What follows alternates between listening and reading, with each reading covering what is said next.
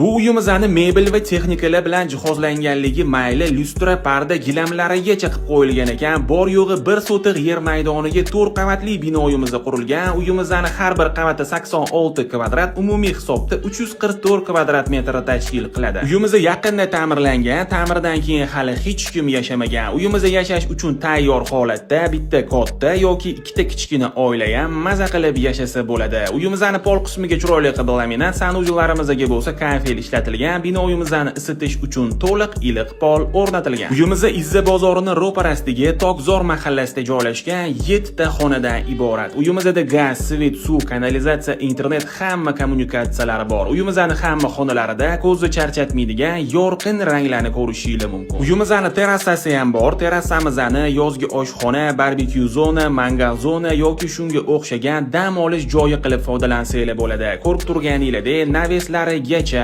qo'yilgan. Uyimizning podvali ham bor. Bino uyimizning tegi to'liq podvaldan iborat. Podvalimizda ham xonalarimizni ko'rishingiz mumkin. Uyimizga qiziqadiganlar bo'lsa, bemalol murojaat qilsanglar bo'ladi. Telefon raqamlarini yozib qoldiramiz.